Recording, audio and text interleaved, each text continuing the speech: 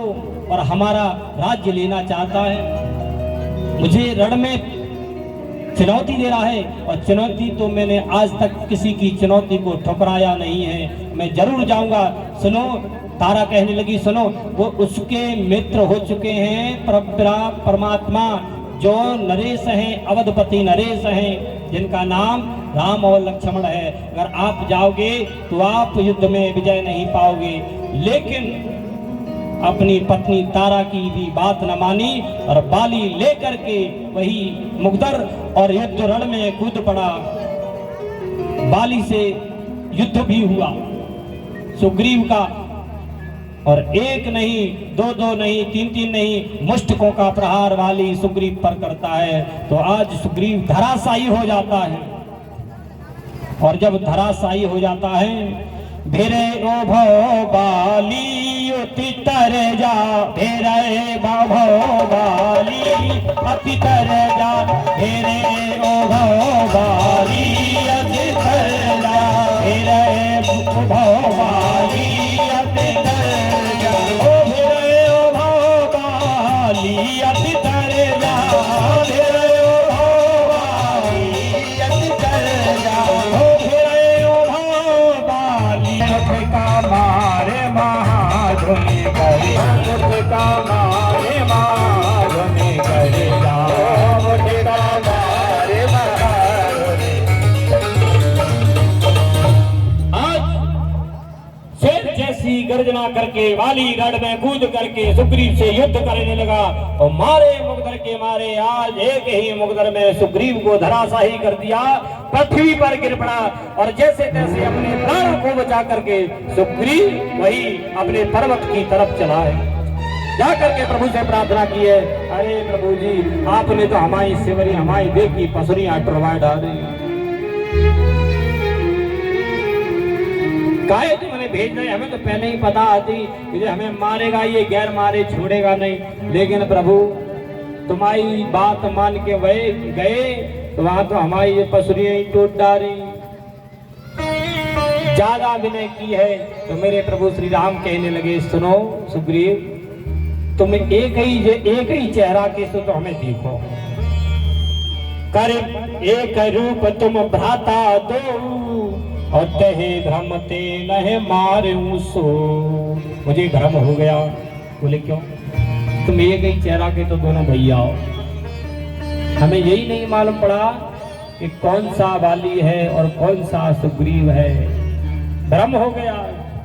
कर परसा सुग्रीव शरीरा, तरभा कुलस गई सब पीरा। अंत तो निश्चित है और बहुत जल्द ही निश्चित है, इसलिए प्रभुता पाए किने मद नाही, ऐसा मत कभी मत करना। अगर तुमको अभिमान करना है, घमंड करना है, तो अपनी भक्ति का घमंड करना, अपने पुत्रों पर घमंड मत करना। वही आज बाली का हुआ है।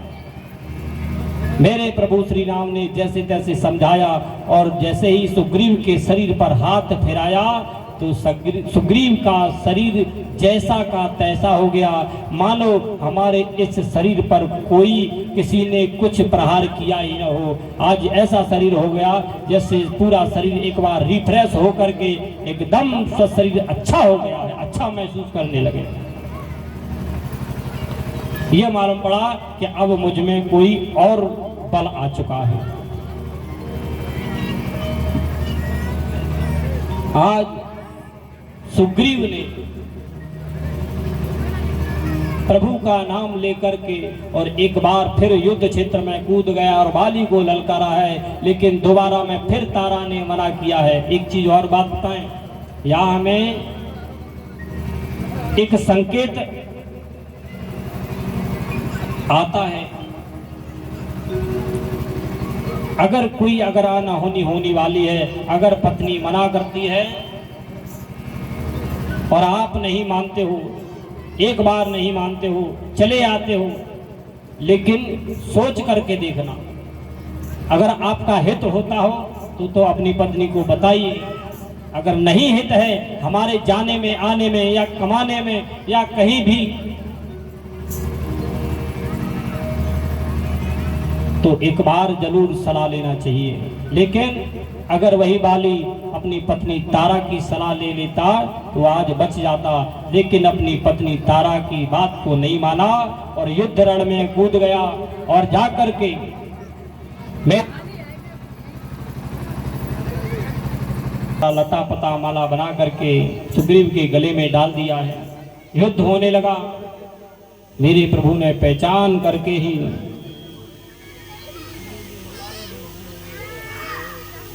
और अपना तरकस पर बाण चढ़ा लिया। युद्ध हो रहा है, मेरे प्रभु मौका पा रहे हैं राघवेंद्र, और जैसे ही बाली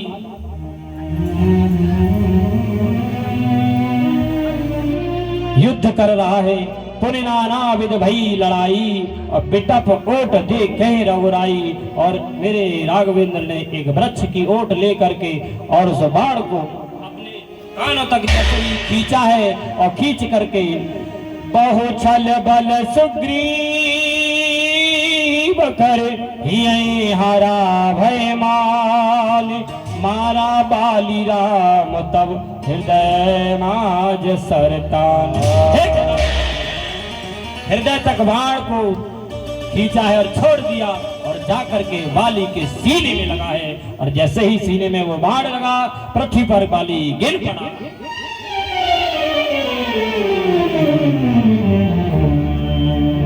तब मेरे श्री राम बाली के पास में गए और जैसे ही बाली ने मेरे प्रभु राघवेंद्र की तरफ निहारा है तो बाली ने कहा, प्रभु हृदय प्रीत मुख बचन कठोरा, बोला चितय राम की ओरा। हृदय में बड़ी कठोरता ला करके मेरे प्रभु राम की तरफ देखा है। तो आज बाली कहने लगा, प्रभु मैं बैरी सुग्रीव प्यारा, अवगुण कवन नाथ मोए मारा। तुमने छल करके मुझे मारा है, क्या कारण है? कौन सा मैंने पाप किया है जो आपने मुझे आज मार दिया है? मेरे अपने भाई सुग्रीव की कोई लड़ाई थी, लेकिन आपने किस कारण मुझे मार दिया है? तब मेरे प्रभु राघव कहने लगे कि तूने किया तो कुछ नहीं है, लेकिन तू फिर भी पापी है। बोले मैं पापी क्यों हूं? कि पापी अनुज बधु भगिनी सुत नारी, सुनो 60 कन्या समय चारी।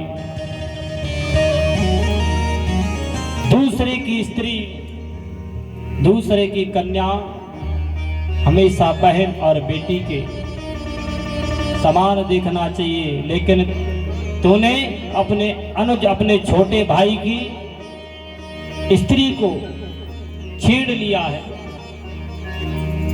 क्या तूने पाप नहीं किया है? हाय हाय। मेरे प्रभु श्री राम की बात सुनकर के वाली के नेत्र सरजल हो गए और कहने लगे, प्रभु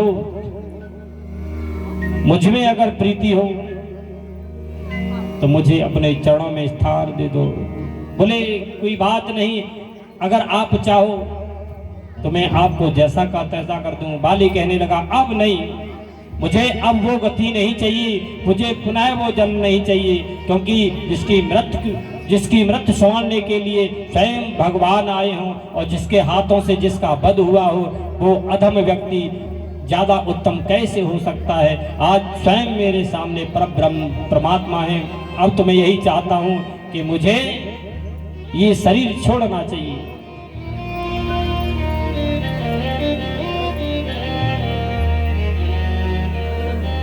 तो आज वाली ने नाना प्रकार के भगवान के उपदेश सुन करके और शरीर छोड़ दिया, और शरीर छोड़ने से पहले एक ही बात कही, प्रभु सुनो,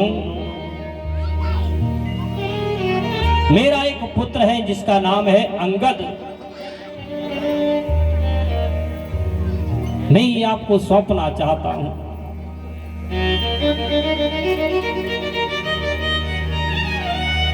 ये बड़ा बलवान है, मेरी तरह बलवान है, इसको मैं आपको सौंपना चाहता हूं। तो मेरे राघवेंद्र ने हाथ पकड़ करके उस अंगद को उसके सर पर हाथ फेरा है। अंगद वही बाली का पुत्र आज प्रभु के चरणों में गिर पड़ा।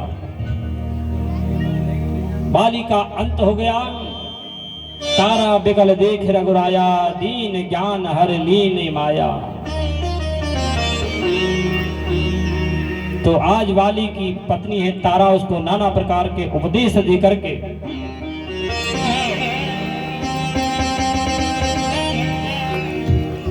मेरे प्रभु श्री राम चले हैं। तब जाकर के किष्किंधा नरेश, किष्किंधा का राज्य सुग्रीव को सौंपा है और वहां का युवराज अंगद को बनाया है। राजुदीन सुग्रीव कहे, अंगद कहे जोबराज।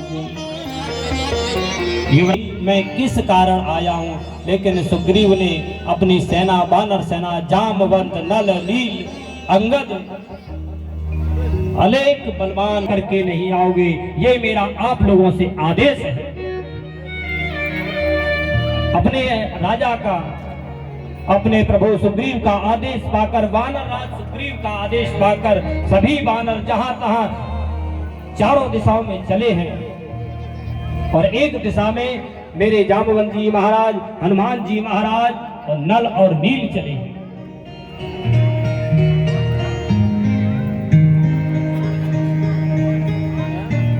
तब कुछ समय पाकर आज मेरे रघुवर उस पर्वत पर आए हैं। और पर्वत पर आने के बाद में उस पर भासी दक्षिण में जाता है। सब फैल गए इधर उधर, लेकिन कोई शुभ समाचार न पाया। वानर तो इधर उधर जहां तहां चले गए और जाने के बाद में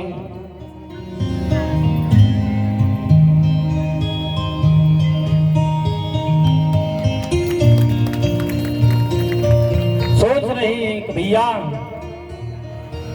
हम कोई शुभ समाचार नहीं पा रहे।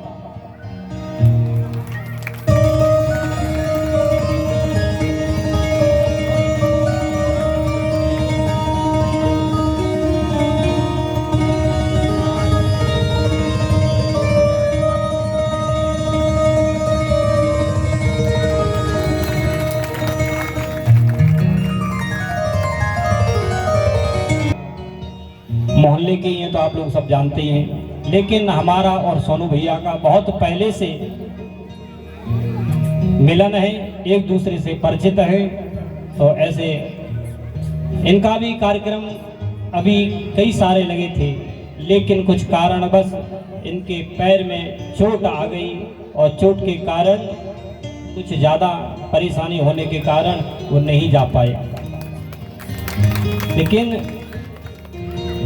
बहुत अच्छे कलाकार हैं और बहुत, जैसे आप सुनते हो बड़े बड़े व्यास, उनके साथ में हमारे सोनू भैया चलते भी हैं, जाते भी हैं, लेकिन अब परेशानी के बस जा नहीं पा रहे हैं। तो हम तो प्रभु से एक ही प्रार्थना करेंगे कि भैया को जल्दी जल्दी ठीक करें और जल्दी जल्दी अपना आशीर्वाद दें, ताकि आगे की क्रिया और चालू हो।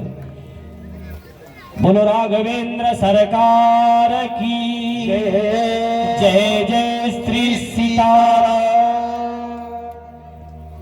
ऐसा तो नहीं सुस्ती आ रही हो, सुस्ती ना आ रही? कथा में समझ में आ रही कथा? हाथ उठाओ एक बार। और पीछे वाले का रसगुल्ला देख भी आए, शाम को मिलेगा प्रसाद, अभी थोड़ा ही मिलेगा।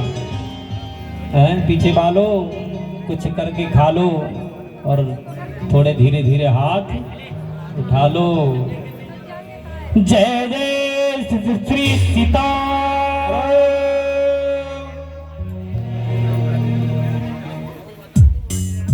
थोड़ी सुस्ती आ रही है तो थोड़े फुर्ती भी आ जाए, हैं भाई? बहुत देर हो गई। आप लोग सोचते होंगे महाराज जी भजन कम गाते हैं, मेरी मजबूरी है। क्यों? अभी कथा बहुत पड़ी है, आप लोग सब जानते होंगे, प्रसंग बहुत पड़े हैं, लेकिन सूक्ष्म में सब प्रसंगों को प्रणाम करके निकलना है और वहां तक पहुंचना है जहां तक हमें पहुंचना है। एक दिन कल का बाकी बचा है और आप लोगों से मेरा यही निवेदन है कि आप लोग अपना समय निकाल करके एक दिन की सेवा और दे करके प्रभु चरणों में बैठ करके अपने जीवन को धन्य बनाएं। ऐसा मेरा आप लोगों से निवेदन है, एक दिन की बात है बस। तो आइए तालियों द्वारा हम आप सभी लोग भजन का आनंद लेंगे, उसके बाद में आगे की कथा।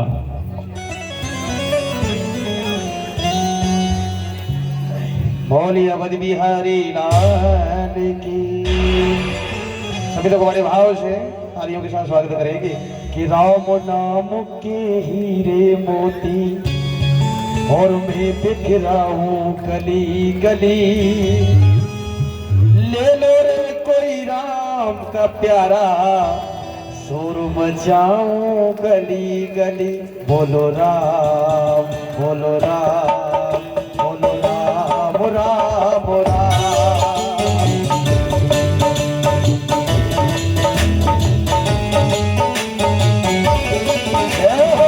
राम नाम के हीरे मोती मैं बिखरा हूँ गली गली, राम नाम के हीरे मोती मैं बिखरा हूँ गली गली।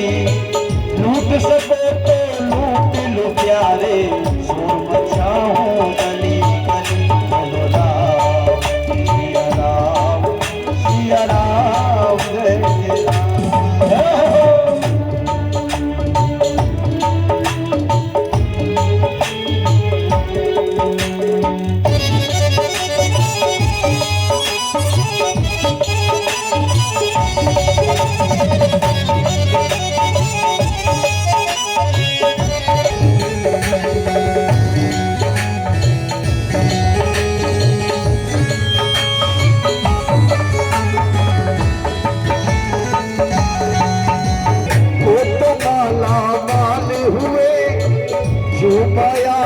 बने पुजारी हुए वो आखिर में कंगाल हुए, जिसने वो भाई मोती लूटे आखिर माला माल हुए। जो माया के बने पुजारी आखिर वो कंगाल हुए, आखिर वो कंगाल हुए। राम नाम ले प्यारे, राम नाम तेरे संग चलेगा, मैं समझाऊं घड़ी घड़ी। ले लो रे कोई राम का प्यारा, शोर मचाओ